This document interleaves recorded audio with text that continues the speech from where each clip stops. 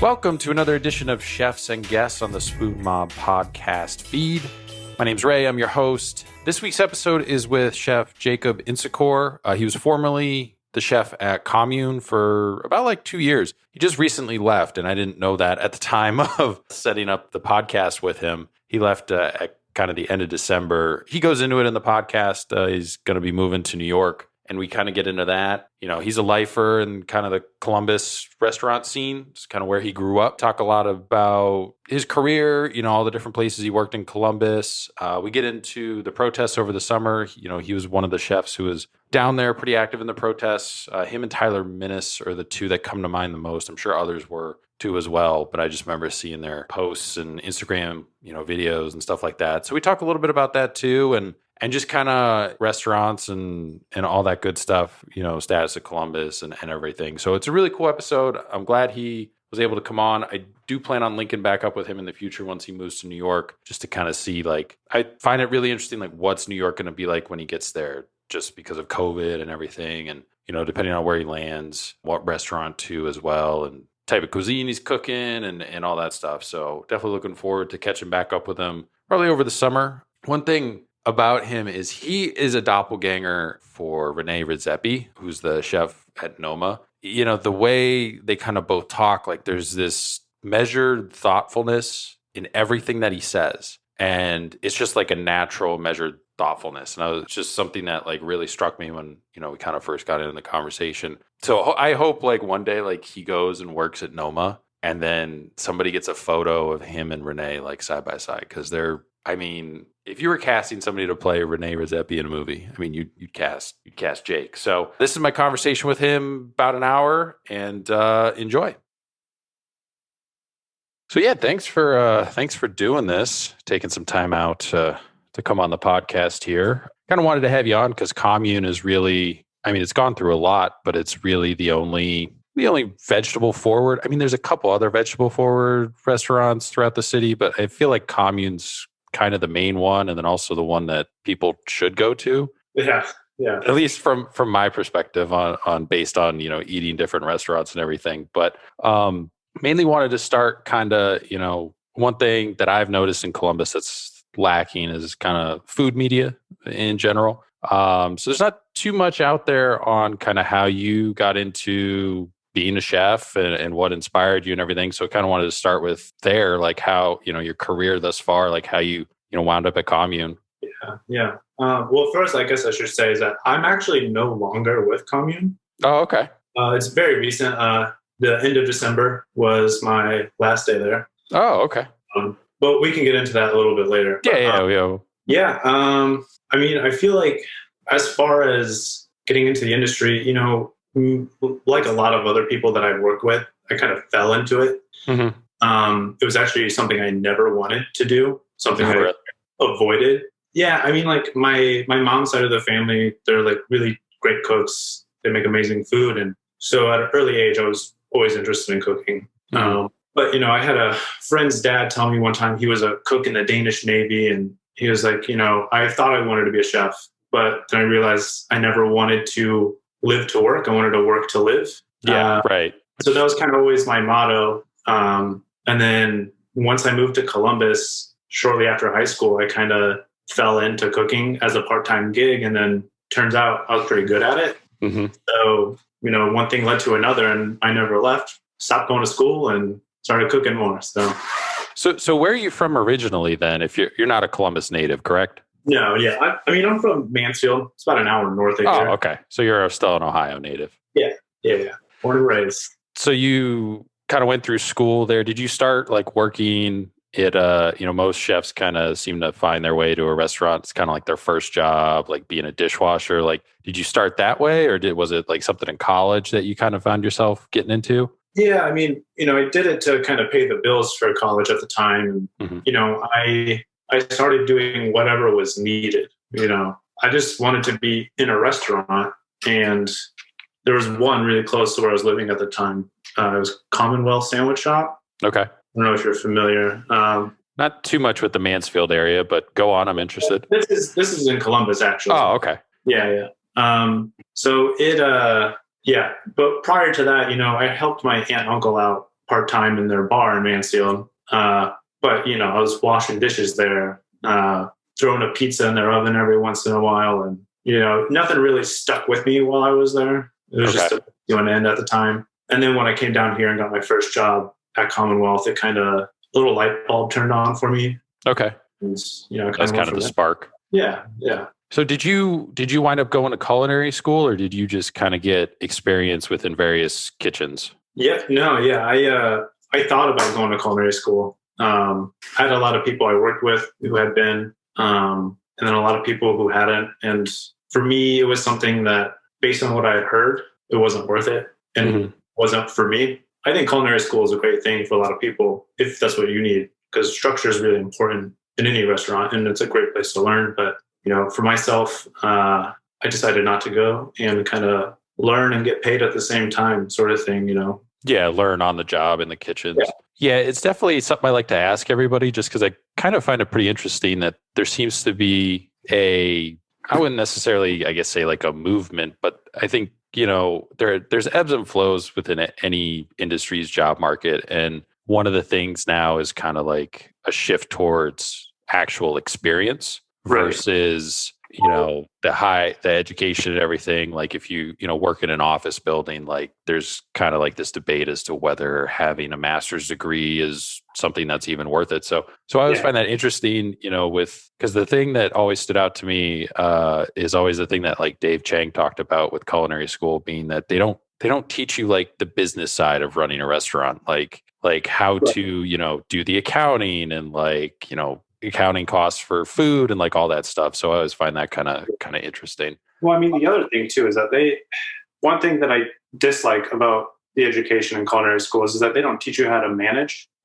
And, you know, getting into cooking, it's when you're a cook, when you're working on the line, when you're doing prep work, your only focus is the food. But if you want to move up in the ladder, you become a manager, you become a sous chef, a chef, whatever it is, like you have to learn how to manage and lead.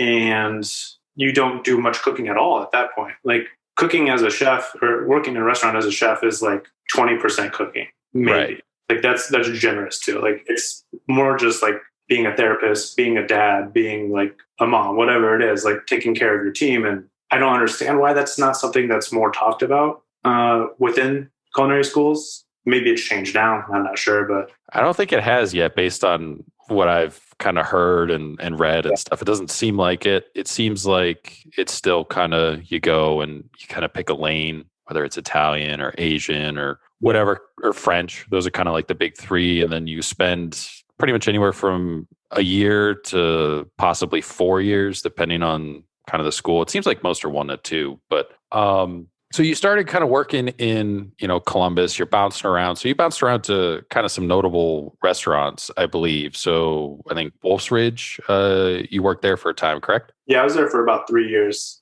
Okay. Was that like, that was roughly when they first kind of opened, right? Yeah. I came on probably, I don't know, 2-3 months after they had originally opened. Okay. Yeah. So what was that like? Because I mean, that probably, you know, being a new restaurant, was that like your first experience being involved in like a newly open restaurant? Yeah, I mean, that was pretty much like, I consider that my first restaurant. I mean, for sure, I've worked at a couple other places prior to that, but nothing with like as much intent as I had when I went on to Wolfridge. It was definitely like where I cut my teeth, I would say. Okay. Yeah, and going on to a new restaurant, so green in the industry, was pretty interesting. And the way things moved there was very different from what I had known prior, because it's a very large restaurant compared to a lot of others around town. Yeah. Even more so now that they have like, I mean, I don't think when they originally opened, did they have the like downstairs, like brewery area, like bar area? Yeah. No, not originally. That came on, I want to say like a year or more after they had originally opened. Okay. And then eventually they had their own kitchen back there to kind of separate the two, the main dining room. So yeah, now they have the event space like right next door that they can't use right now because of COVID. But then from there, I think you wound up at Watershed, right? Was that next? Yep. And then so, you know, that's like another similar kind of distillery, brewery / restaurant. So was there a lot of difference, or was it just kind of more smaller, a little bit more intimate? But yeah, I mean, it was definitely smaller, more intimate. We were able to kind of focus on more of the minutia because we weren't cranking out, 200 plus meals in one service. So, and I also really wanted to work with Jack Moore, who's the chef there. Mm-hmm. He had just gotten done with the sous chef position up at Greenhouse Tavern in Cleveland. Okay. Yep. Working for John Sawyer. And, he was here in town prior to that, working at Sage with Bill Glover. So, I kind of knew who he was through some friends, and, he just seemed like somebody I really wanted to work with. And so I packed up and went over. How long were you there? I was only there for about a year. Maybe a little bit less than a year. Okay. And then you went to Service Bar, right? Correct. Yeah. And then I ended up at Service Bar with Avishar. So how was that experience? That was something that really, really shaped me, I guess you could say. It was definitely some of the most intense couple of years I've had in the industry. Mm-hmm. And I mean that in a really positive way too. Is like Avishar is one of the most creative and smartest people I've ever worked with. So, I came on as a cook, and he and I kind of had a relationship prior, and then eventually worked my way up to being his sous chef, his second sous chef. Okay. And it was some of the longest days I've ever worked, and some of the hardest days I've ever worked, but honestly, I had never learned so much in such a small amount of time working there than I have anywhere else. And it kind of instilled the work ethic that I have today into me. Okay. So, yeah. You also spent time in, I believe I read, you went to Charleston at one point. Did you work at McCrady's? Yeah. I mean, I did a couple of stages. For those who might not know, a stage is just like an unpaid internship in the cooking industry. And I spent a couple of weeks down there working at McCrady's, just at the time ran by Sean Brock, but the chef de cuisine is Daniel Hines, and he's out in LA now. So I went down there because I had an interest of moving down there, and wanted to kind of put my feelers out at the time. And it was a really wonderful experience. And then you wound up going to Brooklyn too, right? You worked, I think, at Luskus, which is closed now, right? Yeah. Well, I don't know actually if Luxus is closed. They definitely changed their chefs. Right. Okay. When I was there, Luxus was the bar and restaurant run by the owner of Evil Twin Brewing. Not familiar. It's a Danish guy who came here and started brewing in different breweries around New York, and then ended up opening up a flagship bar in Greenpoint, Brooklyn. Okay. But really great beer. And then Daniel Burns was the chef of the restaurant, and he was the former pastry chef at Noma over in Copenhagen. And he came back, started doing his own thing, garnered a Michelin Star, and does some really cool stuff. And so I wanted to go out there and hang out for a couple of weeks as well. Was it the allure? Like, how much did, I guess, the Michelin Star play a factor in wanting to go into that kitchen? Like, was it just knowing that, okay, this is like the next level, probably from where you've kind of been in already? Like, there's clearly an opportunity where I can learn a lot in this kitchen. Yeah. I mean, Michelin Stars to me don't necessarily motivate me. Because it's kind of like the same people who get the stars get the same amount of stars every year, Pretty much, yeah. And it's really hard to get 1 star if you're quote unquote nobody, if you don't have a lot of clout within the area. But, I've always kind of followed Daniel Burns through like social media, from his time at Noma to the time at Luxus. And so I kind of been following him, and his approach to food is very appealing to me in its simplicity and the focus on quality of ingredients, and kind of just understanding kind of like how the flavors melt together, like a tomato and mozzarella, but like kind of finding that new combo that just works really well, very simply. And it's really clean food too, Right. So you also did I think a pop-up restaurant, right? You started one, I've done a couple, yeah. Oh, you've done a couple. Okay. I guess what has led you into kind of is it just experimenting with a concept that you thought was going to work, or was it trying to kind of set the kind of the foundation for something for your own in the future? Yeah. I mean, it's the whole reason I wanted to start doing pop-ups in the first place was, I mean, at the time, I was just a line cook in whatever restaurant I was working in at the time. And a pop-up was kind of like a way for me to kind of showcase my knowledge thus far, and to kind of also challenge myself to see like what it takes to operate, you know, a 12-course meal one day, break it down, and leave the next. You know, I gotta say, pop-ups in restaurants that are not your own is like one of the most stressful experiences I've had to date as far as the industry goes. But it's just kind of like a way to have your own platform when you work underneath so many people, and to kind of get your name out there in another way, you know? Right. Well, part of the stress too is because it's a kitchen that you're unfamiliar. I mean, a kitchen's a kitchen, but it's like, you don't know, you know, is this burner run like a little bit hotter than the others? Like, where's this, you know? Well, sure. Yeah. I mean, that's the other thing is, yeah, you're in someone's space, and one, you want to be respectful of the space, try not to fuck it up too much, and, right, you know, leave no trail, you know, but it's definitely an experience that, having done it, I'm glad I did it, but do I want to do it again? Not necessarily, you know? Yeah. But it's really fun. And, you know, I was a very naive kid back then, you know, I was much younger then. And it was something that, you know, I'm glad I did it, in other words. So, right. So then you wound up, how'd you find your way to Commune? Because I mean, that restaurant opened a couple years ago. I think you were part of the opening team there, right? No, not the opening. Or did you join after? Shortly after, a couple months later. Yeah.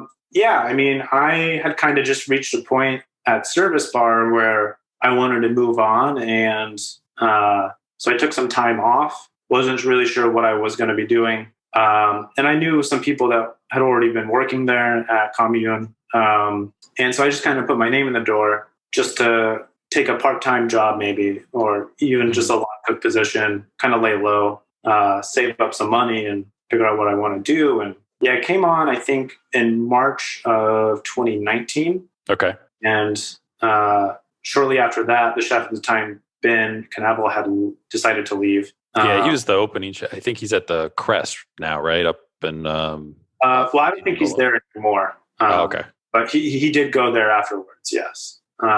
And yeah, so after he left, the two sous chefs they had and myself were kind of asked to, you know, keep things operating, you know, at an even keel. And one thing led to another, and they kind of just, the owners, Joe and Brooke, offered me the position of head chef. So was that like a surprise, or like, did you kind of know it was like an open competition between you three, or was it just kind of... It wasn't really a competition between the three of us, really. We were all just trying to do the best we could, you know. And, you know, I've already had a bit of experience being in a position that the two sous chefs were in. And, you know, I had already been working in the industry maybe 7 years at that point, give or take.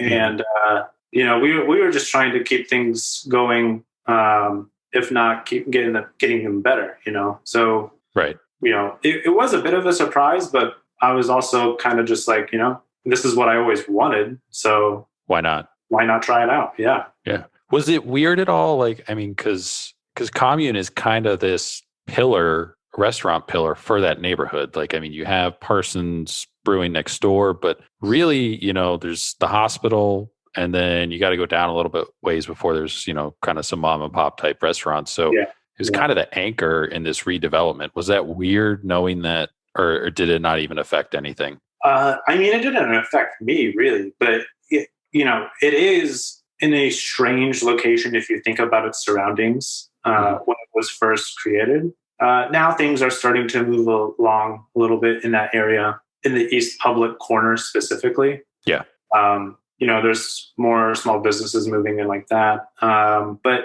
it was like when Joe and Brooke were looking for a space, I think for them, it just hit everything they wanted as far as price, space, the aesthetics. They had really good bones to the building. And, you know, it's not where they necessarily wanted it to be, but it turned out to be a good location. So, right. Now, when you're at Commune, I mean, it's It's a vegetable forward restaurant. It's not necessarily vegetarian, correct? Oh, no. It is 100% vegetarian. It is 100. Okay. Yeah. I just wanted to get the distinction between. Yeah. So borderline vegan too, but yeah, they can do a lot with, different ingredients being removed from dishes, accommodate dietary restrictions. Was that, was that part of the appeal? Like, was that part of the challenge appealing to you, knowing that, okay, I have to stay, I'm going to be cooking vegetarian cuisine, which is not something that everybody really like sets out to do. Like, it's pretty difficult to make vegetarian food tasty, but also like artful, like you guys were doing. Sure. I mean, all the restaurants I've worked at have been very, very meat heavy restaurants. Most restaurants that I've worked in are not, even if they have a vegetarian option, there's usually only one or two, Right. And for me, while I love eating meat, it's just one of those things where like I was sick of just being weighted down by it all. So like usually if we would come up with a special or we were adding new dishes to a menu in any of the other previous restaurants I worked in, I was always the one to try and like think about the vegetables. So in a way, it wasn't that strange for me to be cooking only vegetarian, but it definitely was a challenge for me at first because, you can't rely on a single piece of protein with salt and pepper on it to elevate these vegetables anymore. It's like you can't hide behind any of that anymore. And you know what? I think that's kind of what intrigued me the most about it was like, this is something I've never done before. I have to figure out how to make a whole meal out of one dish comprised of just vegetables. And, it sounds, a lot of people have this question for me, and it's really not as hard as it seems because, I spent my whole life learning how to make delicious food. Mm-hmm. And I'm just applying the same things I would to a piece of meat to, a piece of celery root now instead, or a potato, or, whatever it is, Yeah, that's actually a really interesting way to kind of break it down, almost like it's just different kind of main ingredient. So being that, and having the experience, did it take you, like, how long did it take before you were kind of comfortable, like, experimenting with different things that were kind of outside your normal ingredients that you would use, even still, staying within the vegetarian realm? Just, how long did it take before you were like, I want to mess around with, this ingredient over here that I've never really kind of used too much, but I know it'll fit within the theme of the restaurant? Yeah. I mean, I think that's something that with anyone in any restaurant, it's just kind of like you work your way up to that point. It kind of starts with what is this dish missing? And then you start thinking about things and, the things you already know don't really fit. So now where else do you look? And that's when you start kind of venturing outside of what you know and start learning about new ingredients and new cuisines from different cultures and things like that, Yeah. So, and you kind of touched on it too, Columbus, I consider it more of it's a pretty heavy chain, restaurant scene. Definitely everybody's got a burger on the menu. Definitely a burger town. I mean, I think we have a burger week. Do you see, with your time at Commune and being so, vegetable focused, did you see a shift at all or see a coming shift in kind of the way Columbus residents eat and dine? Or is it just going to be kind of vegetarian and vegetable forward restaurants will still be kind of this small subgenre within the city? Yeah. Well, I mean, I will say, like, I was kind of shocked at the reception that Commune got when it first opened before I even worked there, Okay. And I know that, like, there were people coming into the restaurant saying, like, why isn't there any fish or meat on this menu? Or they order a dish, like, there used to be a pasta bolognese on the menu, but it was made from mushrooms and walnuts. And it's like, well, it says bolognese, so where's the meat? It's like, well, no, this is a vegetarian place, man. Like, what the fuck do you think is going to happen? Right, yeah. And so it took a little bit of time, but the one thing that I will say about Commune is that we've never sacrificed quality, or like, we never sent out a dish we're never comfortable with. And I think that has spoken a lot for itself in that regard. What I try to do, and what I think we did a really good job of, is working as a team and criticizing each other. And like, I would always ask the team to just taste the food, tell me if you don't like it, because if you don't like it, we're not going to send it out. Right. And so, and that takes a lot of time and a lot of patience. because we, like I said before, we don't have anything to hide behind as far as like a piece of protein. Not that cooking a piece of protein is something you're hiding behind, but we have to add a little bit of extra to kind of first meet and then exceed the guest expectations because we don't have any meat on the plate, Mm-hmm. But I think that, we are already seeing like a bunch of vegetarian and vegan places opening up in Columbus that and seem, from my, view, to be doing pretty well. You have Woodhouse, vegan, and then you have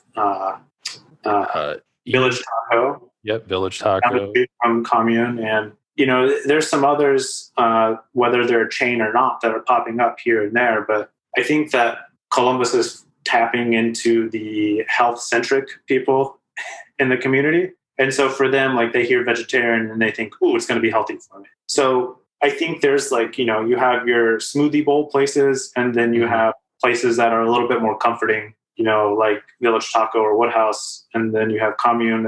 We were trying to do something that was a little bit more upscale. Right. But, it's hard to say. Every time I think Columbus is ready for something, I'm kind of disappointed in them, and I think it's going to take a lot of time because this is a test market city, Right. So things come and go very fast. And if you're not catching people's attention, then it's going to take you a very long time, or you might not ever succeed in catching their attention. So like the one, I forget the stat, but it's something between, I think it's like 70 to 80% of kind of like the population is within 1,000 miles of Columbus. So that's why it's basically a test market for any corporate chain for really any new product, whether it's, Wendy's or, because Wendy's has a footprint here, but all of them. So, we always get this restaurant's trying to expand out of Chicago. Well, let's drop it in Columbus and see what the average American would, if they would like it, kind of thing. Yeah.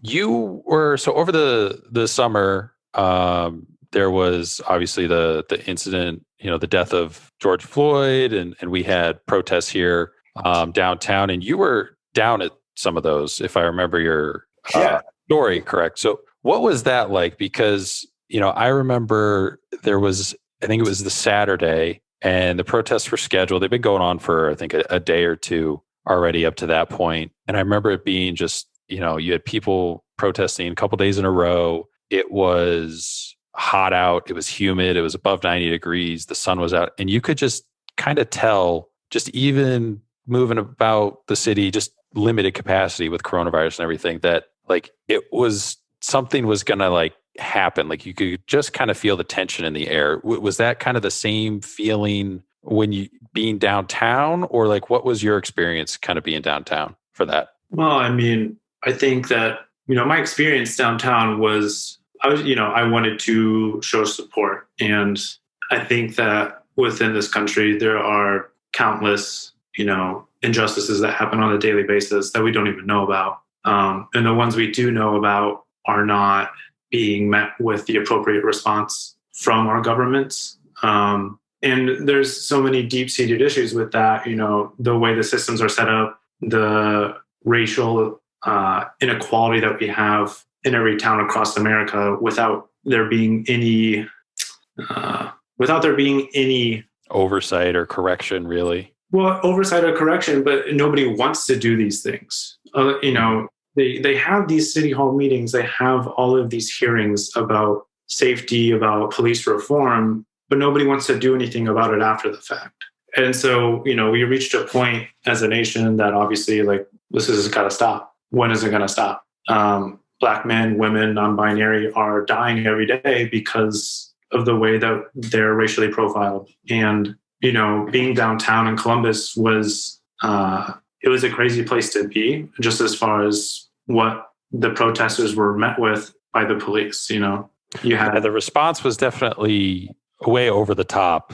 You could tell from, Twitter, you can log into the police scanner, all that stuff, but it was clear that there was really no reason at least from the police perspective. You want to block off streets, all that stuff, that's fine. But they definitely took it to like another level that it didn't need to go to. Like, there was no reason for there to be any sort of physical confrontations. Everybody seemed to be peacefully protesting. And really the police seem to be the ones, at least in my opinion, that escalated. And it wasn't, there was like the one night where there was a little bit of stuff, but I mean, it wasn't like there was full-fledged rioting or anything like that. When people start getting out and supporting, the Black Lives Matter movement, the police respond with riot gear, tear gas, rubber bullets. And it's like, they don't want us to be heard. They don't want the Black voices in America to be heard, because then it changes their system,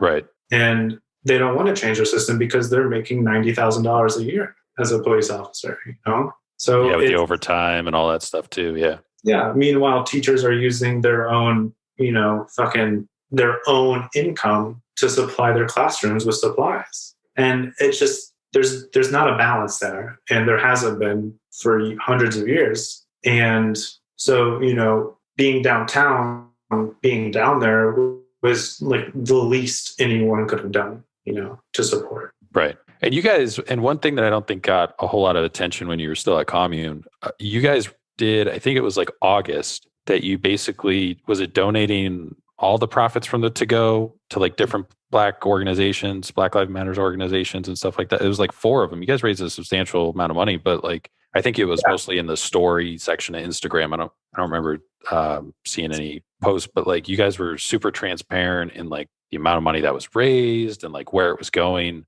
Is that something that you think, obviously restaurants have to take care of their own with being, the pandemic and lack of funding and all that stuff. But do you think that's something that more places will do in the future once everything kind of goes back closer to the way it was before the pandemic? Sorry, could you repeat that last part? Yeah. So like, do you think, that fundraising effort that you guys did, is that some like a model that you think more places will adopt in the future after the pandemic kind of, I don't want to say we go back to normal, because there is, what is normal, but get back closer to where people are moving about freely, around the cities and stuff like that, and restaurants are fully staffed and they can have people in there. Do you think like that model that you guys did is something that'll catch on?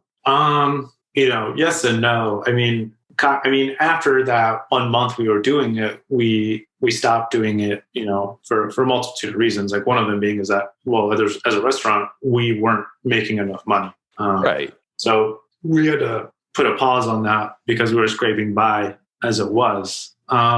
So, I think in the future, I hope that is a model people will adapt. I don't think it's going to be 100% of profit will be donated, but I hope that a strong percentage would be. And not just to, Black organizations that are national or local, but just to your community as well. I think that the past year has highlighted a lot of issues and problems we have within our systems, whether it be racial injustice or, just communities that have been neglected by their own government. I think we're seeing what the power of community can do. At least I know I am through my group of friends. We're seeing a change that I don't think we would have seen until another 10 or 15 years. I think that the coronavirus, I think that the protests for equality have, kind of jump-started and kind of quickened up the speed of things as far as where we were headed as a country and as an industry. And I hope that most restaurants are able to make enough money that they can donate, and that's what it comes down to is, are you going to be able to survive as a business if you're donating? Right. How much you're donating.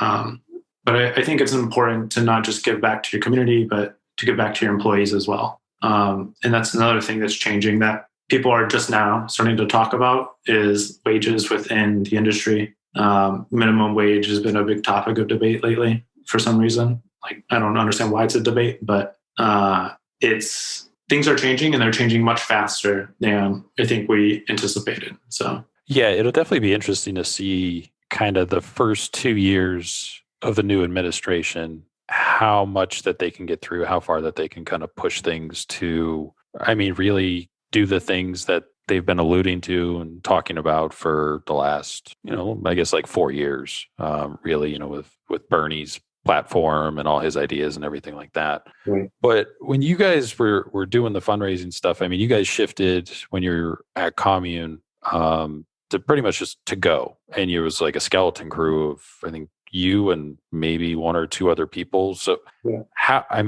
was that something that you were able to kind of figure out over time with figuring out like what works in the to-go format from like dishes and get dialed in, or was it just a constant challenge? Yeah, I mean, it was a constant challenge. When we first came back, when we switched to go only, we were trying to sell what we knew we were going to sell. So we were doing pre-order meals, take-home stuff like that, to limit contact within our building, to limit customer contact as well. And, in the beginning, it was just me and Joe, the owner, working there. And so for the first week that we came back, and, we did like, I think over 80 meals that had like, I think 6 courses. And so I was like, I can't do this. And I can't do this sustainably. But, right. So we slowly hired back one by one till we got a crew of 3, included. And, we decided that we were going to try and change the menu every week to kind of provide, a little bit of nuance to stay relevant. Because that's like any restaurant's biggest fear right now is, if I keep the same shit going on, are people going to come back? Right. Regulars can only sustain you for so long. And so we were constantly trying to tap into that untapped market. And so we just kept digging into the well week by week, trying to produce something that sounded delicious, keep a good price point that made sense for us and for the customer. And then, one thing led to another, and we decided to take a break because it was just a lot. Yeah. And it's funny too, is that, I've been telling a lot of people this, is right now, a lot of restaurants are slower than they've ever been. But for me, I felt busier than I've ever felt in this industry because of it just didn't feel good doing, because you're used to performing in a certain way. You're used to a full dining room. You're used to having instant feedback. And so, putting food in boxes it's not glamorous. Not glamorous. Well, I don't really think the restaurant life is that glamorous, but yeah, I mean, for sure, going from plates to boxes is, I don't like to say soul sucking, but it doesn't feel great, and so you're constantly asking yourself, like, what am I doing right now? And, it feels like more work mentally and emotionally than, it ever has. And, right. The restaurant industry is notorious for creating and maintaining, mental instability, and for sure. I think that right now it's kind of like, it's bad. Like, it's really bad as far as like how it's affecting people within the industry, and, for me, it was almost too much. So, yeah, I mean, I think, even just America, the work culture as a whole is just, it's just a grind. It's just it doesn't matter what industry you're in. I think the restaurant industry is definitely more susceptible just because of the wage stagnation or even lack thereof, and the minimum wage, like you touched on and everything. But it's, in America, you don't get, a month of vacation or anything like that. In the restaurant industry, even if you do get that, you probably can't afford to take that, depending on what your wage is and what restaurant you're working at. So now that you're no longer at Commune, what's next? I don't aim to break news or anything. I didn't know you were no longer there. No, you're good. You're good. But yeah, what's next now that you're not there? Well, right now I am just laying low, kind of trying to figure my life out. I'm going to be moving to New York come April. Okay. So yeah, my partner got a job at a golf club out there, and she'll be working on Long Island. So we're going to probably find a place near Queens. Okay. Take the ferry. And I'll commute into the city. Yeah. So we'll see. I have a lot of places I want to work. Right now, my mentality has always been, if you're not learning, you should probably move on. Or if you feel like you're not learning. And so, there's a ton of places that are in New York right now that are either closed until further notice, or doing the curbside structures, which are interesting. But I figure in a fucked up way, now is a good time to get my name in people's minds, so that when they reopen, maybe I'll have a shot at getting a job somewhere. Yeah, it does feel like New York, once they pull the the lid off or whatever, and everybody kind of goes back to at least in the summer they'll be able to have outdoor dining and stuff like that on sidewalks and whatnot. But once that, it just feels like it's going to be a wave, and there's going to be just everybody, all the restaurant owners will be looking around like, we don't have enough people. Like, where are they? And they all, I mean, left the area. Not that anybody probably really even lives in, Manhattan or anything like that. It's just not cost feasible or anything like that. Is there any place like in New York, or I shouldn't say place specifically, but is there any kind of style of cuisine that you're looking, you did the vegetarian thing, sandwich shop, beer, distillery, restaurant thing. Like, is there, are you looking Italian seems intriguing, or Mediterranean, or? Sure. I don't, when I look for a job, I don't necessarily look at the region of food that people are cooking. I kind of just look for the approach and the mentality of cooking. Whether it's thoughtful or not, intentional or not, how they source their ingredients is really important to me. But I have a few places off the top of my mind that I would love to find a spot at. Off the list is Per Se. That's a place I've always wanted to work at, and it's kind of a nice place to put your head down and kind of re-examine how you do every single thing you do in a kitchen. And that's the kind of cooking that I was attracted to when I first got into the industry, is just like that really rigorous, really rigid and clean food. It's something that a lot of people are getting away from right now. Understandably so. I don't necessarily, during COVID, we're trying to find ways to make people feel comforted, So yeah, I understand that. But Per Se is definitely up there. Oscar, it's a restaurant in Brooklyn. I've always wanted to work there. Frederick does some really cool food there. I'd love to get a chance to work for him. So basically I'm prepared to just start at the very bottom of the totem pole, wherever I end up, and try and work my way up. So awesome. So do you think you'll be in New York long term, or are you just kind of flying by seat of your pants? Like, I'm there for as long as I'm there, and whatever. It's up in the air. The opportunity that's in New York is unlike a lot of other places in the US, as far as amazing restaurants and need for good cooks. When I Saj out there, everyone told me the same thing, is that New York's a big city and there's a ton of great restaurants, but good cooks are still really hard to find. So okay. So aside, I know you're moving there, because your partner, she's moving there. But if she wasn't, would you still, do you think, be in Columbus, or would you have gone the opposite direction and gone out west? Or New York kind of always have a draw to you, since you spent some time there before? New York hasn't always had a draw to me. It's been one of those things in the back of my mind where it's like, there's a lot of great restaurants there. Some of the most notable ones that kind of helped shape American fine dining are in New York. But it's not been a place I've ever really wanted to put my feet down in, or settle down in.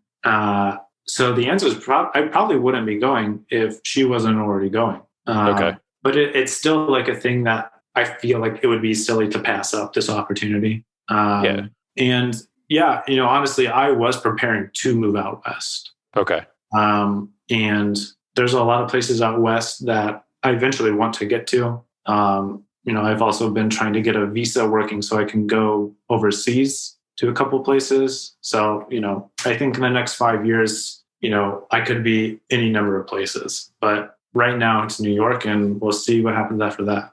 Awesome. So I got a few more questions for you, and then we'll get you out of here. Like I said, I appreciate you coming on the podcast, taking some time.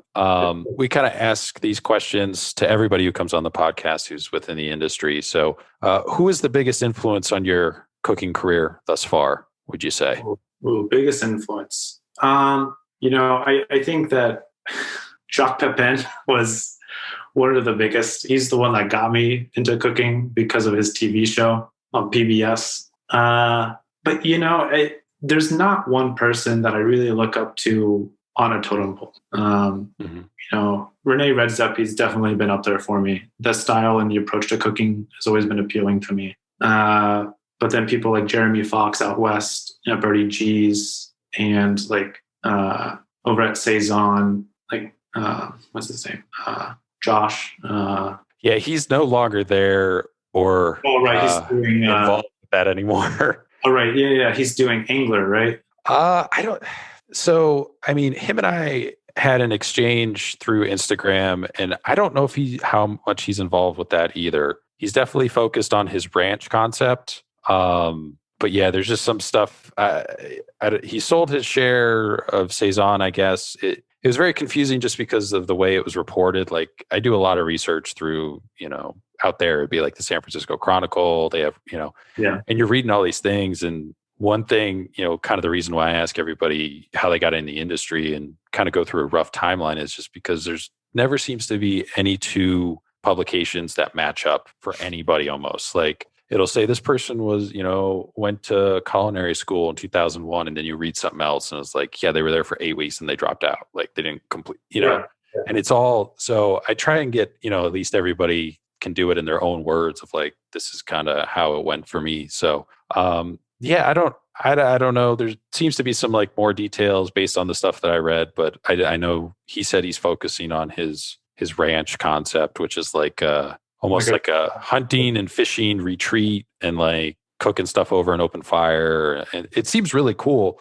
I think it was like in Washington State where he had the property, but I was hoping, hopefully eventually he'll come on. He's not exactly somebody who enjoys doing interviews or anything. So maybe one day. Yeah. I mean, another one who's at the top of my list, her name's Alana Reagan.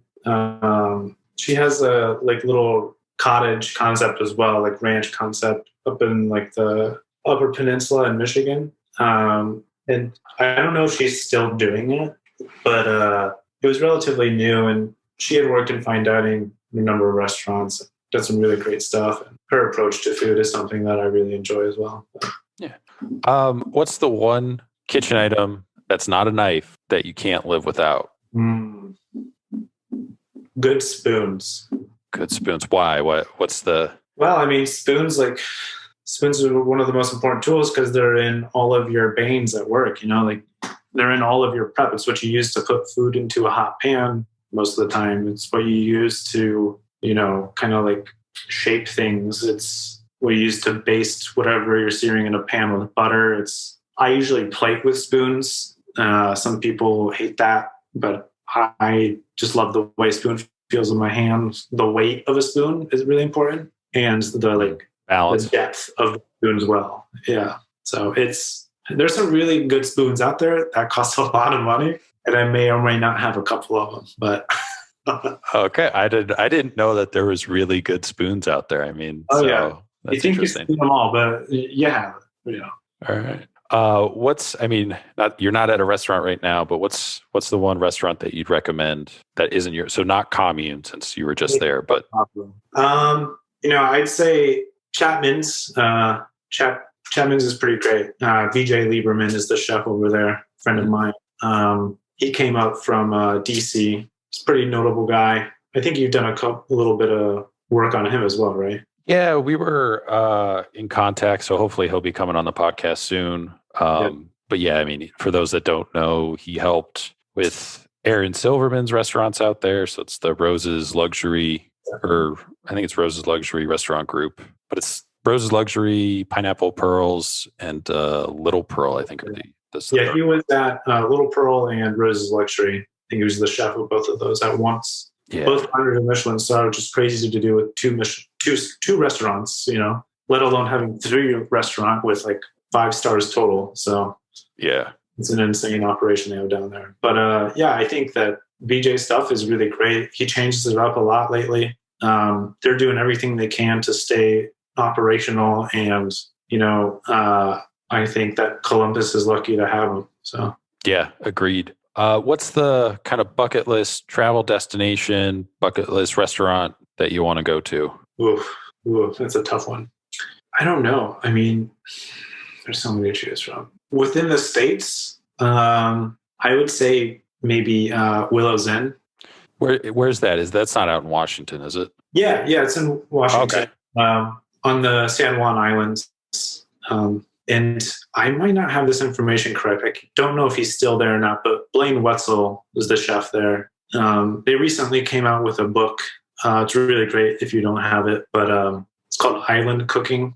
Okay. But it's a similar approach to the food at Noma as far as the way they source, the amount of foraging that goes into it, and kind of highlighting the region that they're in. And Blaine, if I'm not mistaken, he did spend some time at Noma. And it's one of those places that it's just like a very romantic idea of being on an island in the Pacific Northwest, eating some of the most delicious food that you can probably get around. And it's up there for sure. Cool. What's the craziest thing you've seen happen in a restaurant while you were working? Craziest thing. Like we had Kevin said, Kevin kept it about himself and he accidentally stabbed himself with a knife. I think Jay said it was the safety system going off because the executive chef was holding a pan that had flames coming out of it too high, and it set off the whole thing. So I mean, it could be anything. I mean, two tables fighting in the dining room. Like what you got? I mean, yeah, I've seen multiple fights in dining rooms, but that's not the craziest thing that happened. Is that so you have like these big rolls of butcher paper, right? And they're like 100 pounds, maybe. You start taking paper off, it'll get down. But I remember one time I was working the line and it was pretty chaotic. I was very green at the time and I could hear everyone in the dining room just like screaming, yelling, waiting for their food. And then the chef I just see this like white flash beside my head. And it's this giant fucking butcher paper roll going past my head and into the stainless steel wall and just like making a big old dent. And it just lands on my grill. I'm just like, all right, cool. I've had pans thrown at me before, that's a culture in restaurants that is dying out. Yeah. And if not, it's almost completely dead depending where you go, but I don't miss it, but yeah, it's pretty crazy. What's your food or drink guilty pleasure? I know most chefs don't actually drink alcohol. I'm not sure if you're one of those or not, but food or drink guilty pleasure. I do indulge in alcohol. Guilty pleasure. Oh, I don't know. I wouldn't consider any of my pleasures guilty. I'll be honest. There's no food that you're like. For me, it's peanut butter M&Ms. Like if I get one of those, like if I get a bag from the store or something, like I'll eat the whole thing in a day. Like it's for whatever reason. Reese's. My freezer almost always has a bag of unwrapped Reese's cups that they make. They're like the little mini ones. And okay. Those things, like, yeah, I'll eat one bag in one sitting. It's disturbing how much Reese's I can consume in one day. So does it have to be the mini cups or like you a Reese's egg guy or a Christmas tree? My wife maintains that I think it's the eggs, the Easter eggs are the ones. But I mean, they put them in different shapes, pumpkins, whatnot. But I guess that's the best ratio from what she tells me. I don't know that I've ever had those, but the Christmas tree, the cups, honestly, to me, they're all the same. Okay. For sure, the ratio is very important. So for that reason alone, I would go with the cups. It's a classic. The minis, actually, I think they might have the best ratio out of what I've had from them, to be honest. And these are the milk chocolate ones, right? You're not the dark chocolate Reese's. Okay. Yeah. Classic. Okay. Classics, yeah. I'm not a big fan of their dark chocolate stuff, honestly. Because if it had salt on it, I would probably love it. But dark chocolate without salt, to me, is a sad thing. So, what's the one dish, like your favorite dish that you ever cooked or created so far? What's the one that stands out, like your aha moment? Well, for me, and it's one that, of course, wasn't like a great seller, but it was the panzanella salad we did at Commune. I think it went on last summer. or not last summer, but the summer before, 2019. That was my all-time favorite, I think. We had some matija bread just lying around from our sandwiches in the daytime, and some of it was going to go a bit stale, so we started grilling it. We had some leftover tomatoes, and this was me just making like a quick staff meal for everyone. Mm-hmm. And I just made a panzanella out of it, and then I dressed it with verjus that the bar had lying around, and it just clicked. And from that point on, I was like, we're going to make a dish out of this. And I think it was definitely one of the prettiest dishes that's ever come out of Commune. But to me, that was the one I think I was most proud of, for sure. Cool. And then what is, we do a podcast where we rewatch Anthony Bourdain episodes because there's very little content on TV these days that's super interesting. So what's your favorite kind of Anthony Bourdain episode, moment, scene, the one that kind of you always remember stands out to you? Sardinia, when he went to Sardinia. So Sardinia is an island off the coast of Italy. They speak a completely different language there. It's pretty much like a different dialect of Italian. And that episode is definitely, I had that episode on my little iPod. Mm-hmm. That's how much I loved it. And that's how old that episode is. This probably came out like over 10 years ago. Yeah, I mean, it's a no reservations episode. Yeah. For sure. Yeah. That's definitely before, I mean, that's probably like season 6 or 7, I think. Somewhere there, maybe. Yeah. But for me, that episode was just kind of like, it's all the things that make you feel good about food, and all the food that makes you feel good is in that episode, and it's very romantic too. Like they're on this like beautiful hillside, drinking wine, eating amazing cheese with honey and prosciutto and flatbread with cured fish roe. And it's just like all the indulgences that I feel like most people crave, but never really get to enjoy, and that's something that's always been like, I want to get to this point in my life, Yeah, for sure. Where can people find you? Plug your stuff, social media, website, all that stuff. Yeah. I mean, right now, all I'm doing is Instagram. So that's going to be Cobezilla. That's COBEZILLA. And, I've been trying to get a little bit more active there now, especially that I don't have a job. Keep myself relevant, There you go. But yeah. I, again, appreciate you coming on. Definitely open invitation for wherever you wind up in New York and, you want to talk about the experience. Love to have you back on whenever you get out there and wherever you land and once you get kind of settled. But once again, I appreciate you coming on and good luck with the move to New York. And we'll be talking with you soon. Awesome. Thanks a lot, man. Thanks again to Chef Jacob Inscore for coming on the podcast. Good luck with the move. Like I said, I do plan on staying in touch with him and definitely check in on him, over the summer once he's kind of settled in New York. I think it's going to be a pretty interesting episode to see how, New York has changed from, since I was last there, and then, kind of what the restaurant scene is now, there over the summer. I mean, they'll probably have indoor dining or outdoor dining, I should say. But I mean, that's still, a completely different dynamic. So it's really cool to catch up with him. Wish him the best of luck on the move and be staying in touch. As for everything else, appreciate everybody listening. Check out the Instagram feed. Make sure you visit the website. Constantly kind of tinkering with that. Kind of changed over some looks and stuff like that. Broke out the podcast into different sections and kind of redid some of the links. So if you're going through the website to get to the podcast, you should be subscribing on Apple or Spotify, whatever podcast player that you use. So make sure you subscribe to the feed. But if you are using the website to listen to an episode or go back through the catalog or something, it's all up there. It's broken out. Put in little click bubbles now. So it'll take you right to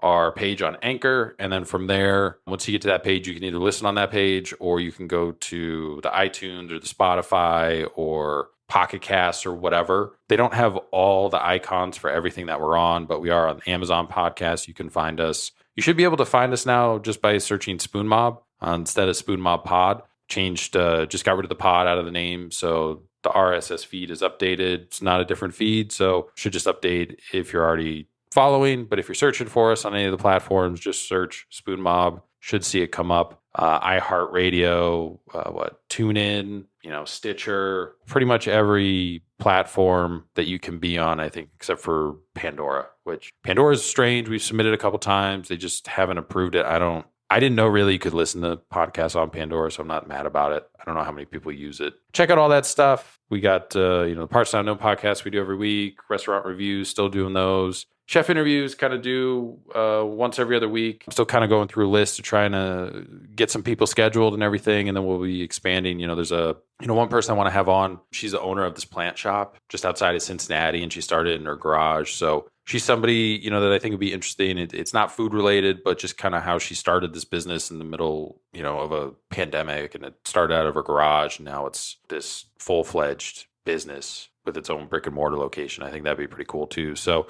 kind of gonna do some random stuff like that too as well. And we'll talk to you guys next week.